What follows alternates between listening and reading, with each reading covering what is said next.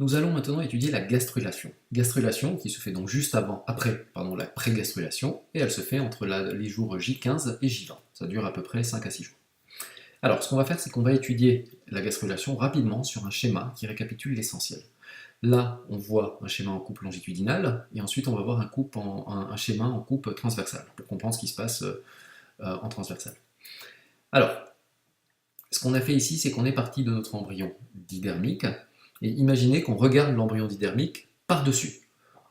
La partie qui est ici en bleu, finalement c'est l'épiblaste, et ce qui remonte en blanc, c'est le rebord de l'amnios, le rebord de la cavité amniotique. Alors, comment va se faire la gastrulation? Première chose qui va se passer, c'est qu'il va y avoir une apparition d'une fossette et d'un sillon primitif.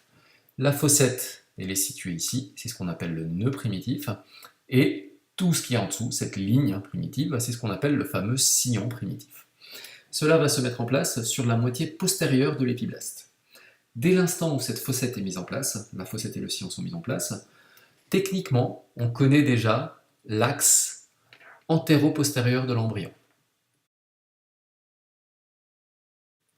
Qu'est-ce que ça veut dire? On sait ce qui est avant et ce qui est à l'arrière. Donc le côté antérieur, il est ici, éloigné par rapport au sillon et à la fossette, et le côté postérieur est plus proche de la fossette. Alors, deuxième étape, il va y avoir, au niveau de l'épiblaste, sur la ligne primitive, vous avez un petit rebord où il y a du vide. Les cellules qui se trouvent sur le rebord, à ce niveau-là, elles vont perdre leur adhérence par rapport à toutes les autres cellules de l'épiblaste. Okay, elles vont perdre leur adhérence et devenir petit à petit des cellules de type tissu conjonctif, de type fibroblaste. C'est ce qu'on appelle la transition épithélio-mésenchymateuse.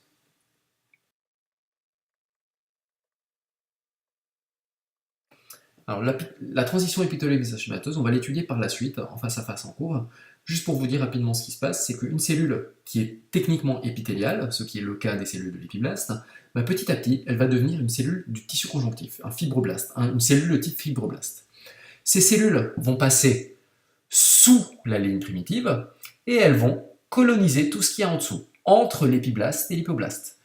Les flèches vertes vous montrent comment ces cellules vont se déplacer entre les deux feuillets. Alors, ce déplacement se fait par ingression. Ingression ici des cellules de la ligne médiane qui vont passer sous la ligne médiane et coloniser, comme on a dit juste avant, en suivant les flèches ici en vert.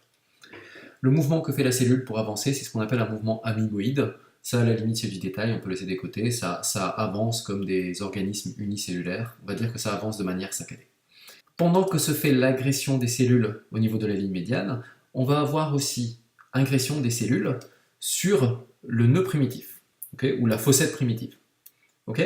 Les cellules donc, de l'épiblaste au niveau de la fossette primitive vont passer sous le nœud primitif, et c'est représenté ici par cette ligne noire, cette flèche noire. Elles vont se déplacer toujours de la même manière, par des mouvements amimoïdes, et on va former ici une couche supplémentaire au centre, qu'on va appeler la corde. Alors ce qui va se passer, c'est qu'on aura d'abord un canal, ce sera d'abord ce qu'on appelle le canal cordal, et le canal cordal, petit à petit, va se remplir pour former la corde. Les cellules qui passent au niveau de la fossette primitive, elles vont rester uniquement dans le centre au niveau du centre de l'embryon. Elles vont pas aller sur les côtés. D'où le nom de corde, ce sont des cellules qui sont vraiment très localisées au centre de l'embryon. Alors pendant qu'on fait ceci, pendant qu'on a fait l'ingression, techniquement, on va passer d'un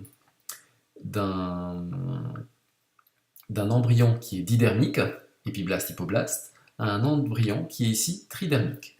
On va avoir un embryon tridermique, avec 3 tissus que l'on va voir dans un instant, ici et forcément aussi ici, puisque tout intervient. Tridermique. Ces cellules qui passent sous l'épiblaste, elles vont petit à petit se différencier. Elles vont se différencier pour donner 3 feuillets. Ces 3 feuillets sont les suivants. On va avoir l'ectoderme, le mésoderme et l'endoderme. Je vais tout de suite vous mettre le codage couleur qu'on va retrouver dans tous les bouquins. l'ectoderme, il est toujours représenté en bleu. Le mésoderme, alors il est en rouge ou en orange en général. Et l'endoderme, on le garde toujours en jaune. Okay, donc là, vous avez le codage couleur. Quoi qu'il en soit, ce qu'on retient, c'est que après la gastrulation, on va passer d'un embryon didermique, épiblaste, hypoblaste, à un embryon tridermique, ectoderme, mésoderme, endoderme. Petit à petit, la ligne primitive va se raccourcir jusqu'à régresser entièrement et elle va disparaître. Donc tout ceci va disparaître. On va juste garder deux zones caractéristiques que je vais surligner en rouge. Vous avez la membrane bucopharyngienne ici et la membrane cloacale ici. Ces deux endroits de l'embryon sont les deux seuls endroits qui vont rester didermiques, épiblaste, hypoblaste, ou on parlera ici d'ectoderme, endoderme. Il y aura un contact ectoderme-endoderme et on n'aura pas cette couche supplémentaire de mésoderme entre les deux. Si on regarde maintenant en coupe transversale, alors on ne va pas reprendre évidemment tout ce qu'on a dit, je vous montre juste sur le schéma du haut, où vous avez donc l'embryon, le disque embryonnaire, vous avez ici l'épiblaste qui va petit à petit devenir l'ectoderme, et vous avez ici les cellules les cellules de l'épiblaste, donc de la ligne primitive, qui vont rentrer sous l'épiblaste pour se différencier. En se différenciant, c'est ce qu'on appelle la transition épithélium-mésenchymateuse. Et elles vont petit à petit coloniser cet espace ici et celui-ci aussi là, pour former la couche intermédiaire de mésoderme et la couche ici, encore en dessous, d'endoderme. À terme, l'embryon en coupe transversale ressemblera à ceci. On retrouve toujours notre cavité amniotique qui, elle, va bouger, la cavité vitelline qui n'a évidemment pas non plus bougé, et on va se retrouver avec les trois couches embryonnaires. L'ectoderme en bleu, le mésoderme en rouge, on a juste mis en noir la corde, mais la corde fait aussi partie du mésoderme, et en jaune, vous allez avoir votre endoderme. Et on a ici, en 5, notre fameux embryon tridermique.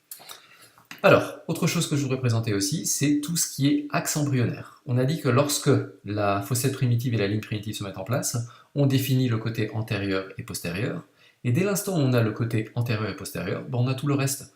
On a le côté dorsal regarde la cavité amniotique, je vais juste mettre un D sur le schéma en transversal, là on a le côté dorsal, le côté ventral regarde la cavité vitelline, ici, donc il est proche de l'endoderme, et finalement, on va définir forcément aussi une gauche et une droite. Okay, donc, une fois que la gastrulation est finie, tous les axes de l'embryon sont mis en place. À partir de là, il ne reste plus qu'à faire évoluer notre embryon.